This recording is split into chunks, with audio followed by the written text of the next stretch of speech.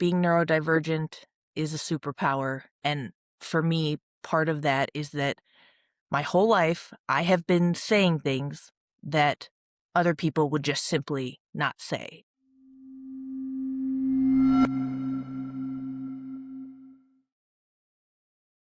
Welcome to FEMMD, real talk for women who are balancing careers, ambition, and the chaos that comes with it all. Our guest today is Dr. Frances Mei Hardin. She's a dear friend of mine. We actually trained together. She is now an author. Her first book is launching February 24th. It's a memoir entitled Surgeon on the Edge.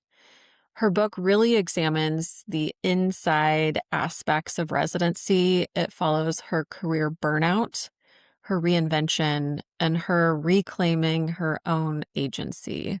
I'm so excited to talk to her today about her book, the inspiration, the work she did to get there, and I want everyone to go grab a copy.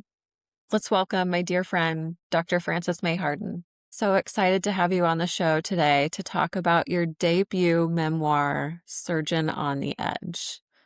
Quite reminiscent in a sense of House of God. Did that book influence your writing at all? That's an interesting question because I almost feel like this is the book that I wanted as a fourth year when I read House of God. So this is pretty different, and I'll kind of delineate why. House of God came out in 1978, and it is published as a work of fiction. So I remember in the year 2017, I read this book. I was absolutely gunning for my ENT residency. I was very excited. I was like, I'm ready to go. I'm reading every medical book I can get my hands on. And when I read House of God, I thought it was beautifully written. Like, it's a great story. It's a great piece of fiction. And I thought, wow, there are some really like bad vibes on these teams. You know, there's some bad vibes in the hospital. The trainees don't seem to be doing well. But of A little course, foreshadowing, should we say? I did not exactly, but I didn't take it that way. Like, yes, the universe was trying to tell me something, but I truly internalized it as, wow, the 70s were crazy. It'd be like that sometimes. And of course, I haven't seen that now. I don't know this to be true now. If I had any inkling that the House of God is really more nonfiction than fiction, I probably would have even approached training differently.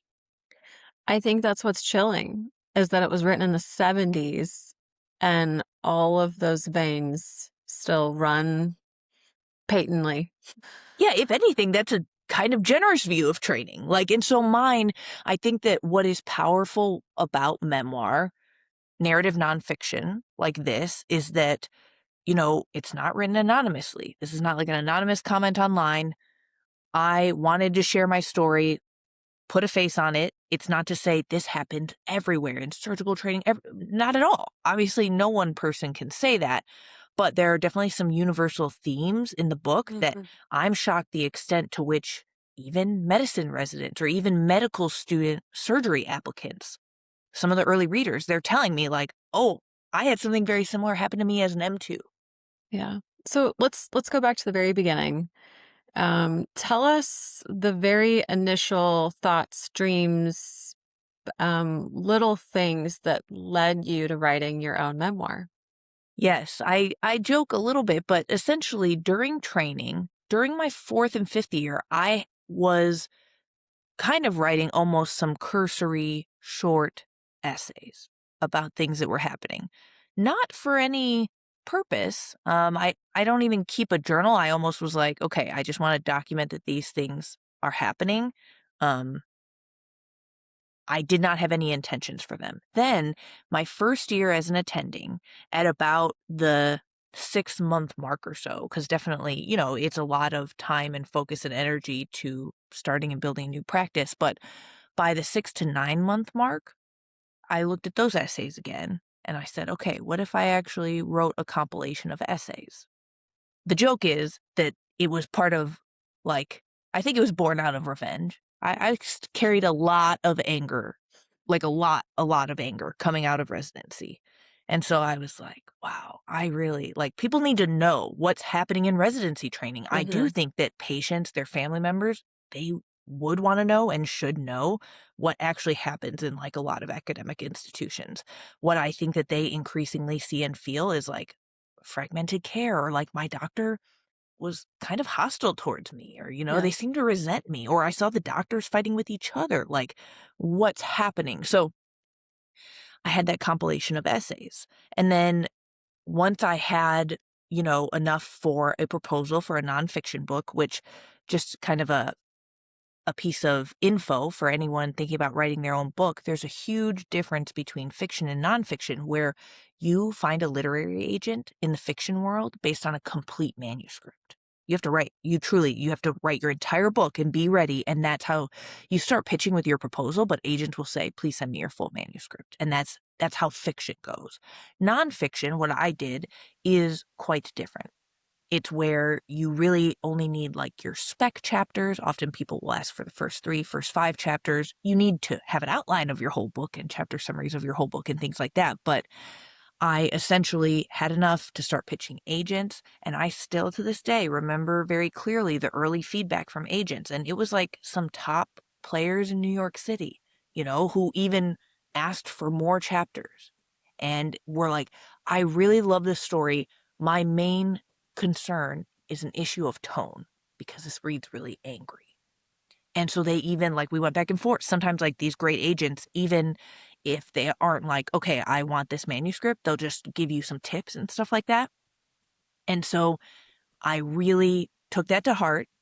I joined a writers group to learn how to write, how to be an artist, essentially. But also, it took me a full year of writing and rewriting to just craft a series of essays into a story. That's really important, number one. But also, number two, to work through some of those issues of tone.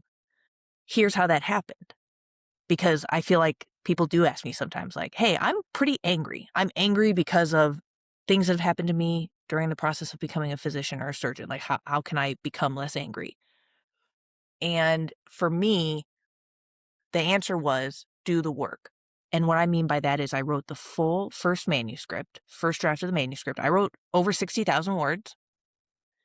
And when I brought it to my husband, and I was like, "I'm so proud, now we're really cooking. Here's the first draft of the manuscript."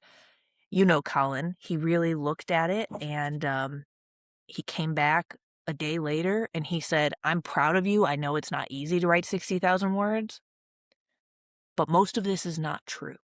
In what sense? Yeah, exactly. You can imagine my surprise. I was like, "What?" It's very true. This is where we really get into, like, the stories that we tell ourselves about ourselves and about our lives and the things that happen to us. Because he was like, "This is kind of a story of an angel and genius who shows up somewhere and, people are unfair. She's an angel the whole time.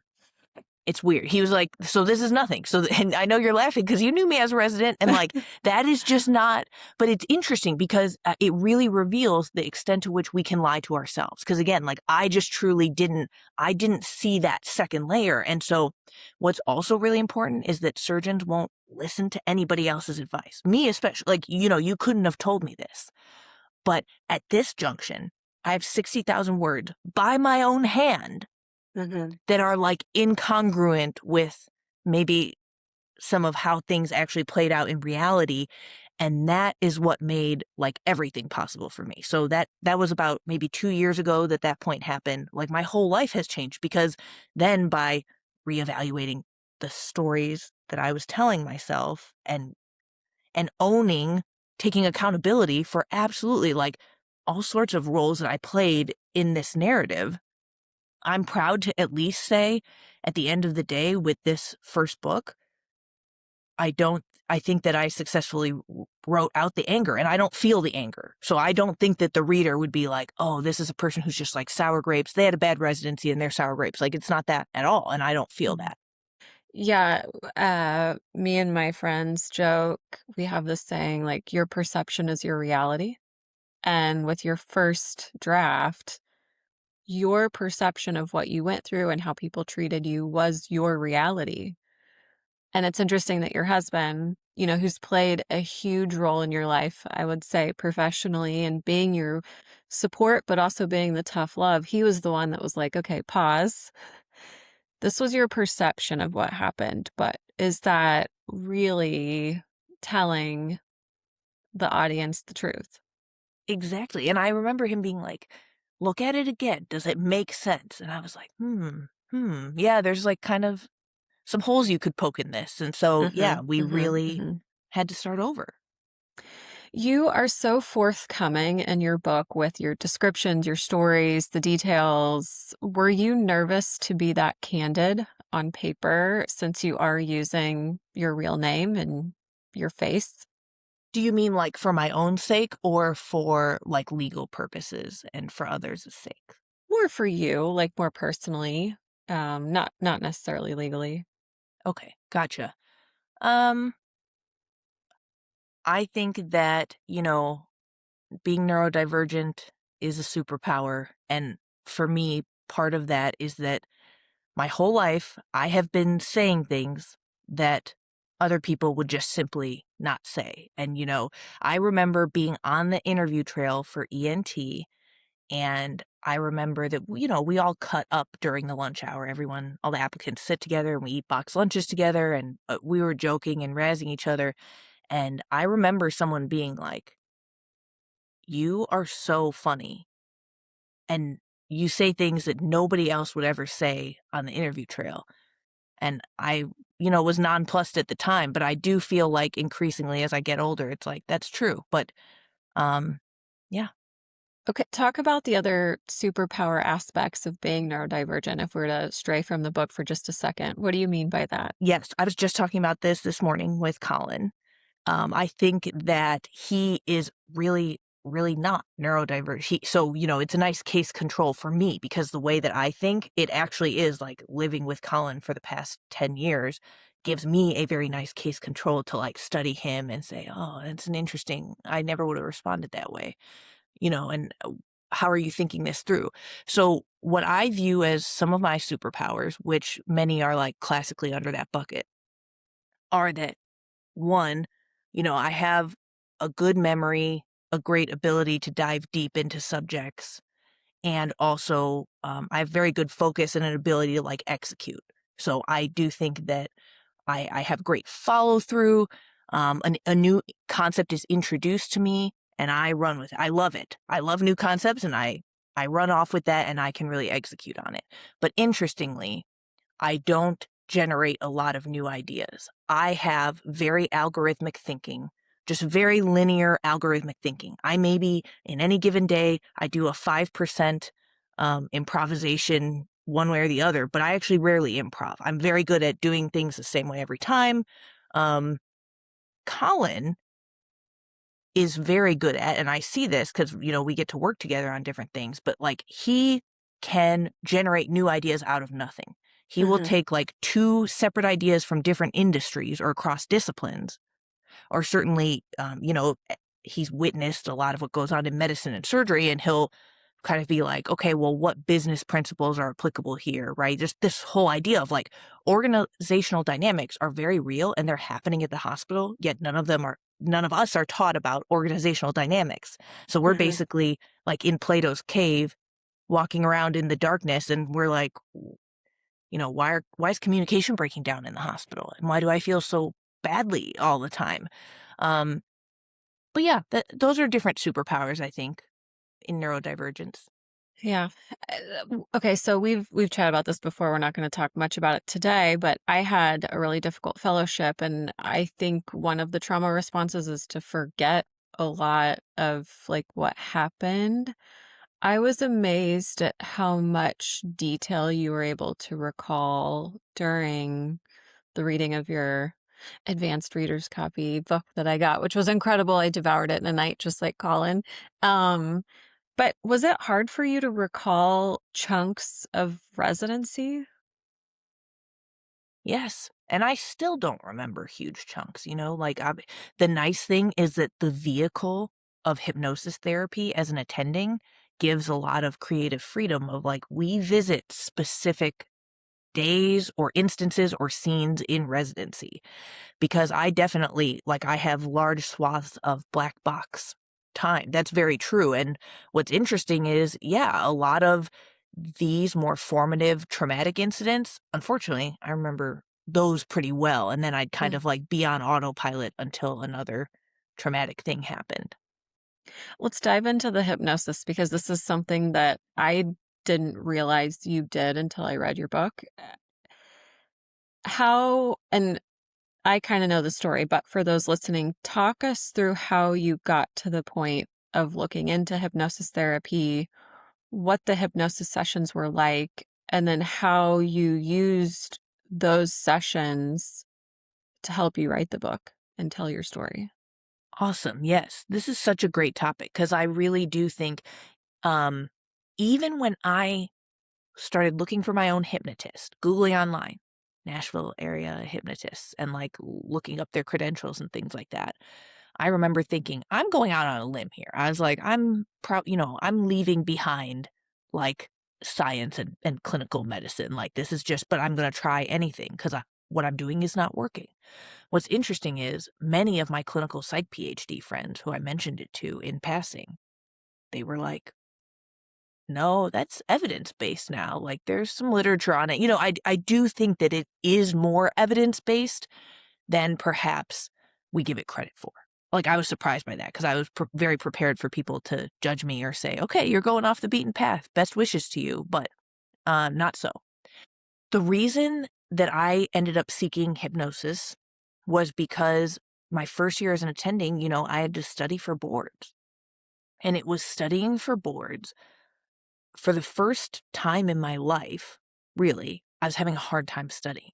I actually like studying and am quite good at studying. Never had issues prepping for any of the billion tests that, you and I both take prior to sitting for ENT boards. And so it definitely felt like a blockage in my mind. And so I would sit down in my office. I had all my perfect materials. I had the pens, the plan, the schedule. Like, this is down to a science at this point. But I found it very difficult to engage with the material. I found that, I'd be reading a case about, a specific type of head and neck resection, and it would bring me right back to the hospital or the OR and somebody pimping me aggressively about the question, not knowing it then. And then, of course, most of them didn't used to tell us if we didn't know the answer. So, like, I got pimped on this question. I didn't know it back then. The response was silence for the rest of the case. No one ever told me the answer to that question. Now I'm Yeah. sitting here, and again, I don't know the answer to the question all these years later. Like, and then that would get me on quite an emotional loop. Like, it was hard for me to not feel resentful of the lack of medical education, surgical education that I received. Um, and I was just, very, very angry. And so since I knew what it felt like to be an effective studying machine, I was like, this is broken. This is like really not working right. Hmm. And that's what led me to call my hypnotist. And it's so funny, I do talk about this a bit in the book, but like for the selections process, it was so like medicine gunner coded because I looked at a bunch of profiles. Maylise, my hypnotist, who she's given me permission to use her name, she's actually, other than Colin, she's the only name that doesn't get changed in the book because she was like, please don't change it. And I said, sure. Yeah. I mean, she's great at what she does. And anyway, I went through her whole CV and it was very impressive. Like, she has a degree from Pepperdine. She's like Master Guild of Hypnotists in America. But it's funny because even at that point in my life, I was very like CV obsessed. And you want a reliable hypnotist, of course. You'd want them to have gone to the best schools.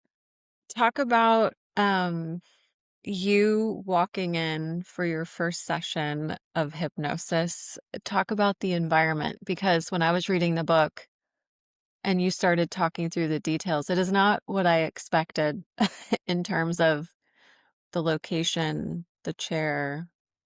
I mean, just give our audience a glimpse into that. Yeah, so, basically, we did a quick intro phone call that was like, "Hey, do our personalities mesh? Do I think that we'd be a good match. And we were. So I received an address, like a home address, and Colin drove me into the city at night. And yeah, we were like, I was like, "Will you escort me in?" And he did. So we parked.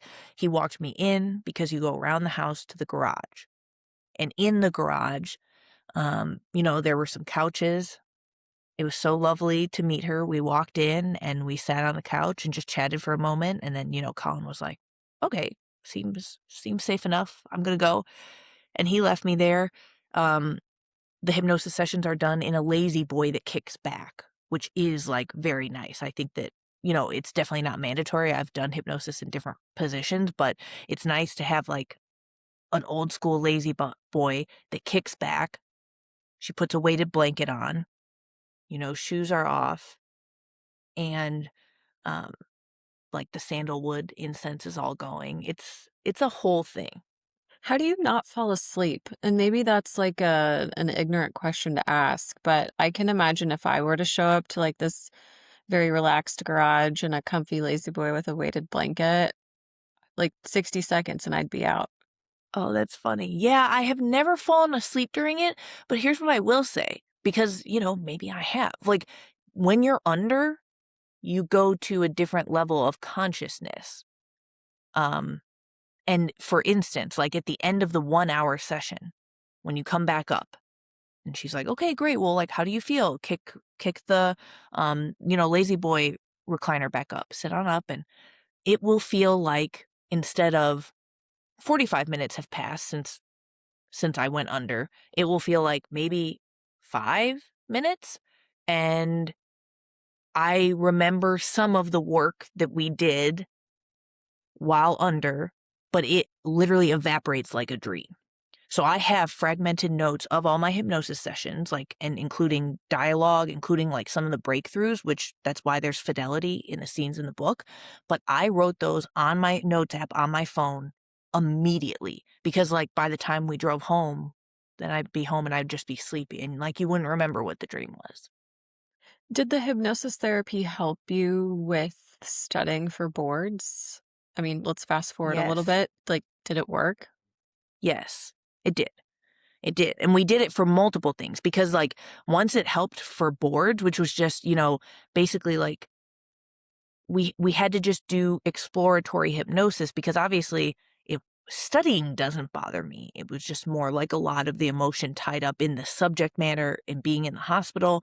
I mean, other prompts that we went through were like, okay, running into other surgeons in the hallway at the hospital. That makes me anxious. That obviously is like fairly regular activity for someone who is working full time in the hospital. So there were a lot of these related concepts, and we dove into all of them.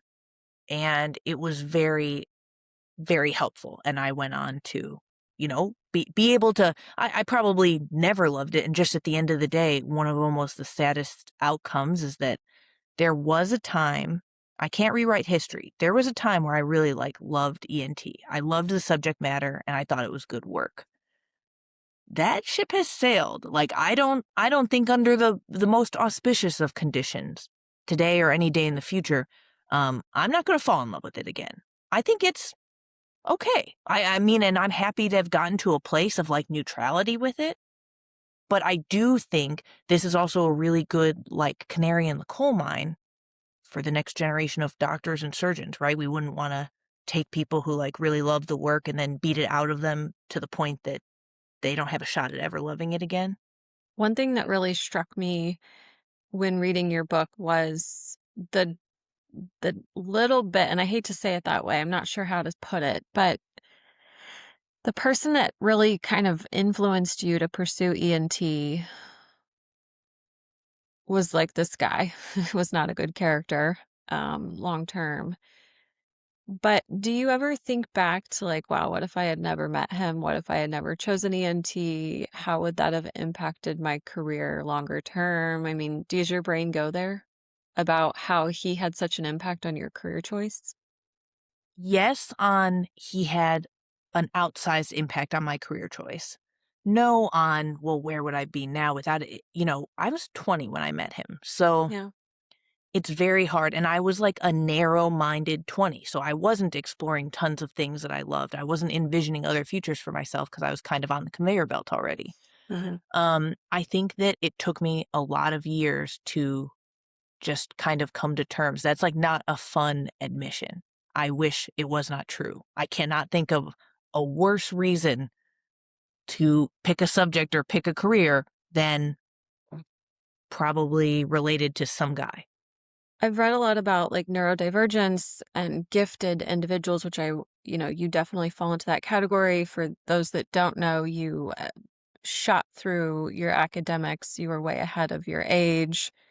And sometimes, and I'm reading a lot about it because I think one of my children is quite gifted, sometimes their emotional development is blunted because they are consuming the world at such a high pace in other ways. Do you feel like, you said you were a narrow-minded 20-year-old. Do you feel like your like emotional intelligence or like your grip on reality in the world and like the bigger picture was blunted because you were so advanced with academics at that point in your life? Yes. Well, thank you for saying that, by the way. It means a lot that you think that I'm smart. You are Even smart. I after don't think you're smart. You are. No, it's nice. I that does not get old. I'm addicted to like gold stars and A's. So thank you. I appreciate it. Um exactly. And I will use myself as the example, which is really myopic, no worldview, no perspective. I mean, I was very good at and very locked into the things that I was doing, but one of the first people in my life who really helped me see like the bigger chessboard was Colin. And by the way, that wasn't right away. Like maybe after 5 years of being together, we had that level of like understanding and trust to where I trust him. And again, I think that even though he isn't neurodivergent, he has like kind of unlimited patience for it, which is maybe what it takes to um have helped me. Like now I feel much more open-minded. I thought I was going to go to the grave, not as open-minded as I am now. I think that what's interesting, I read this quote recently, which is intelligence allows you to bypass a lot of work other people have to do to get the same result as you, which is amazing, but it often actually prevents you from developing the nervous system capacity to be consistent with things over time. And we hear about this, right? You may have read about this recently, but just, if you're not but then once you get older, if you're not immediately great at something, you don't really have the resources, you're not facile with, I can figure this out. Let me just tinker for a while. A lot Mhm. of the best, most successful people I know, best tinkerers that I know are maybe not the ones who have the most raw intelligence. Yes, and I think that raw intelligence in an extreme sense can not play to your advantage in other aspects of your life for sure. And like with one of my children, we're working on developing some of those skills at a younger age so that he can, tackle challenges and struggles in a better way. Well, he's lucky. I think that emotional intelligence, increasing your EQ, these are all extremely learnable skills. And I'm proof of like, you can teach an old dog new tricks because I did not learn them until really like my 30s. And that feels old. Like I think that your son is at a huge advantage because they all are learnable. It really takes kind of like a trusted person to recommend them. If someone who you didn't like or respect at all gave you some very sound advice, unfortunately, I think it's easy to be like, that might be true for you. Yeah. I'm going to do what I want. If you could catch the 20-year-old myopic self in the hallway, if you could catch yourself in the hallway back then, what would you tell her?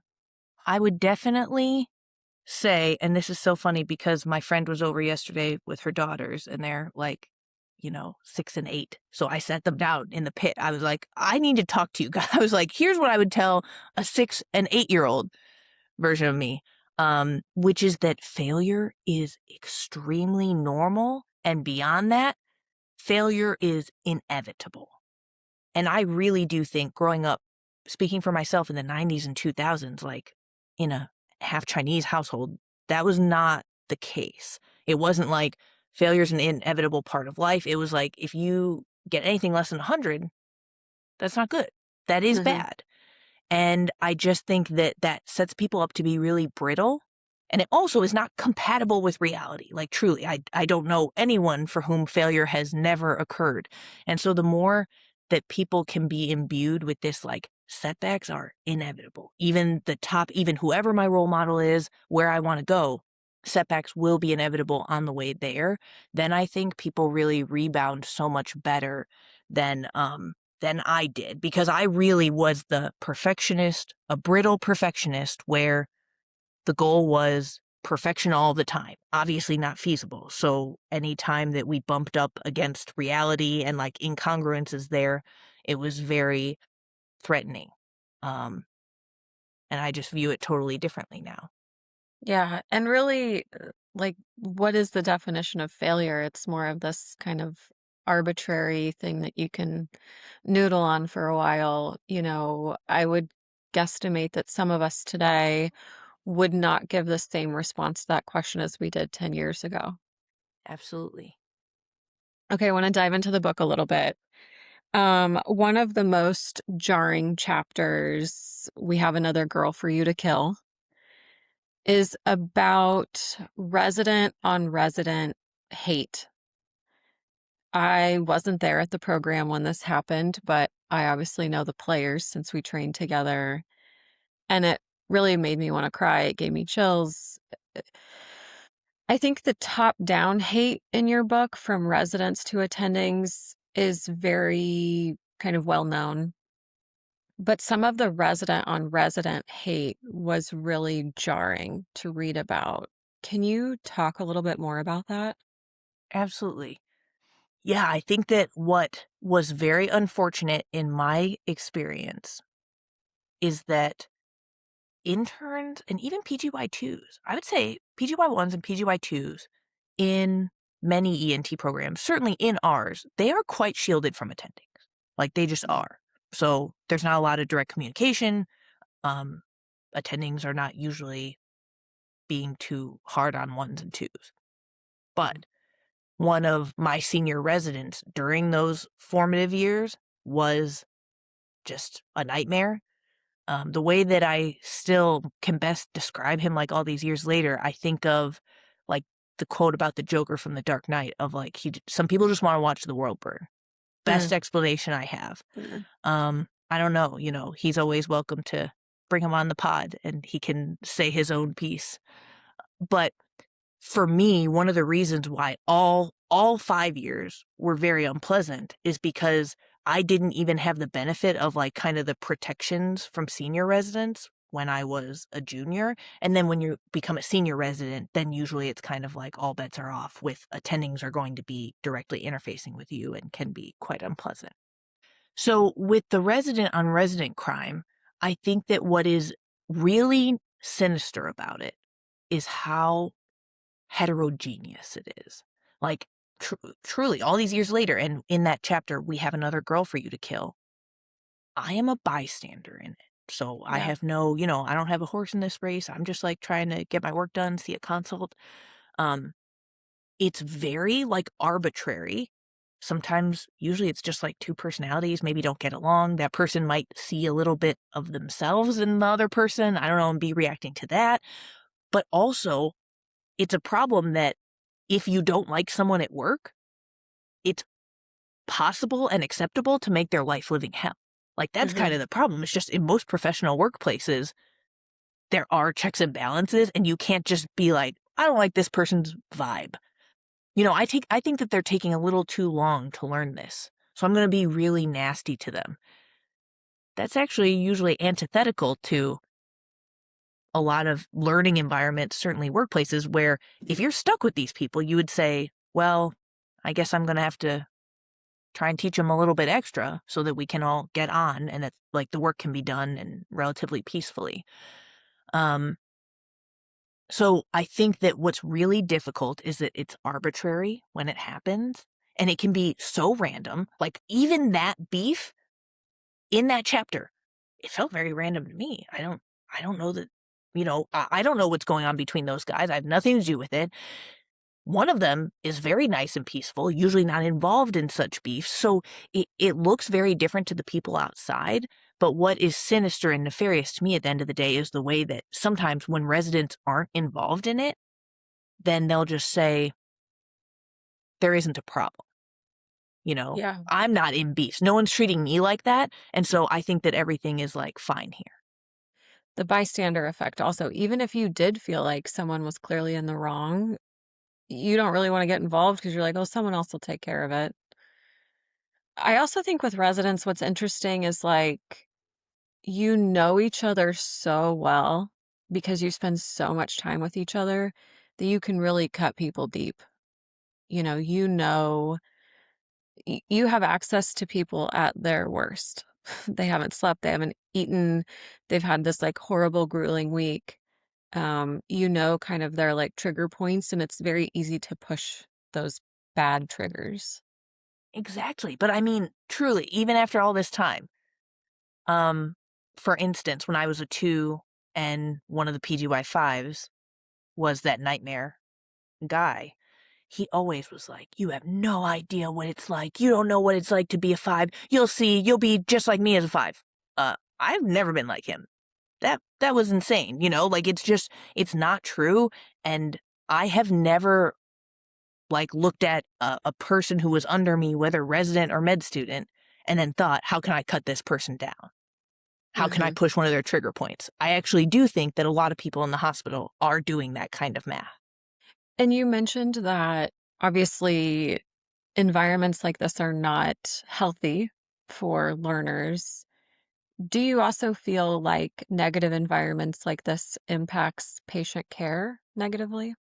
I definitely do. And there's been some literature on like OR environments specifically. I think they were studying the OR because it's kind of more controlled and they were looking at like rates of errors and poorer outcomes in environments where the people in them, the people on the team don't feel psychologically safe. What do you think? Oh, for sure. I mean, I think a lot of healthcare, I think Atul Gawande wrote about like the similarities between healthcare and the aviation industry. And, when we fly and the FAA is in charge of our health and well being, airports are all about safety. And if you see something, say something. And the concept of a timeout with checks and balances, and everyone on the crew, whether it's the pilot, the flight attendant, the ground crew, everyone is equal and encouraged to speak up if something is wrong to, you know, maintain a safe environment for everybody, both crew and passengers. I think that's very similar to the operating room and patient care. There is danger in a hierarchical system where perhaps people don't feel comfortable speaking up because of their job description or because of the folks around them are treating them in a negative way. Exactly. And I can think back to many different ORs. I've seen the extremes of both, where the surgeon makes it a very open environment and every single person, even if it's like an observer, see something off in the room, they are empowered to speak up. Mhm. And then I've seen the opposite as well. I do think that Joe Shapiro out of Harvard, she has a great framework for this, to your point, which is in the OR, and she's an ENT too, by the way, but in the OR, there should be a hierarchy of responsibility, but there should not be a hierarchy of respect. That's kind For of the huge sure. difference. Because once we start saying, hey, there shouldn't really be a hierarchy in the OR, people are like, doesn't that seem dangerous? It's like, no, that's the most beautiful way, I think, to split them and to succinctly say when somebody nicks the carotid, it should be extremely clear who the top person to address that is in the OR, right? Like, we don't want to say, well, everyone's opinion will be equally important on fixing this rent, Yeah. but it doesn't. Having a hierarchy of respect, which is what a lot of ORs still have, that's a problem. Mhm. You describe a scenario in the book, probably one of the proudest moments I was of you as a junior resident, where your clinical decision-making and action truly saved a patient's life. Both you and the nurse that day saved that patient's life without a shadow of doubt in my mind. And it was one of the instances where the healthcare team beautifully executed care in a second-to-second critical situation where a patient was losing their airway, and we had to do an emergent airway. What's interesting is like after that was all over, I got in trouble because I didn't have the right scrubs on because I like raced to the hospital to join you and our attending was there and we like tricked this woman who couldn't breathe. And then I got this like stupid note in my email about how I didn't have the right attire on. I was like, whatever, this misses the point. But it also makes me think of the story in the book about the tissue that was left. Um, which makes me reflect on like this bigger picture of as a resident, you often feel this like cold, sterile environment where you have no one. Like your attendings are harsh on you, your co-residents are harsh on you, the ancillary staff, like all the nurses and RTs, and it's just you constantly feel like you're swimming upstream and everyone is trying to pull you back. Can you talk about that instance, if you want, the tissue incident, and then where in the hospital you actually found some warmth and comfort on your hard days? Oh, yeah. That's a great question. So, quick recap of the story is just that, this is about the bigger theme of kind of what you're describing, which is like the weaponization of like reporting in the hospital. For us, we had the Patient Safety Network or PSNs, and PSNs were absolutely weaponized, disproportionately, I think, against like female Women. trainees and, yeah, minorities. Kind of the same old story. But for me, I was only an intern when this happened, and it was head and neck service. I had the flu. Um, it was like 5:30 rounds, so unusually early because, of course, it's a busy head and neck service. And I remember being just sick as a dog at the hospital. And we rounded, and then after rounds, I sat at a 8-onc computer. Oh, you know what? It was 7T ortho. Yes, fine. I sat at a 7T ortho computer and I was like, I'll just bang out all the notes here and I'll just sit and like convalesce. And I had some tissues with me. And so I get towards like the end of the notes. I knew I had to go to clinic in Ellis in a bit, but I got paged away. Someone paged me and was like, can you come look at this flap in the ICU? We were just there for rounds, but someone was like, come look at this. So I immediately left the computer station. I ran downstairs. I looked at something in the ICU, and then I trudged from there to clinic, and that's where I was when I got a page. So now it's about like 7:30 a.m. or so, and I get a page while I'm sitting in clinic in the swamp waiting for things to start. And it said, Dr. Hardin, you left something at the 7T ortho nursing station computer. And I was like, oh, okay, what's this? And I checked for my pen, my list. I remember doing my pats. I found all my stuff, had my cell phone. And I was like, oh my gosh, I was like blowing my nose up there. Could be a Kleenex. Of course, that sucks. If so, I'm going to go, rectify. I literally left clinic because I was like, no patients are here yet. I went back upstairs. I went to the computer. There's nothing there. I went to the nurses there. But again, this kind of goes back to neurodivergence where I just think sometimes I miss things or like I don't read the room. I am trying to do the right thing and I'm very direct and honest. So I literally walked from that computer over to the front nursing station because, like, of course, that anonymous page wasn't signed. I said, hey Mhm. guys, what's up? I was like, I'm Hardin with the NT. I received a page saying that I had left something here. I'm concerned it may have been a Kleenex. I apologize if so. There's nothing there now.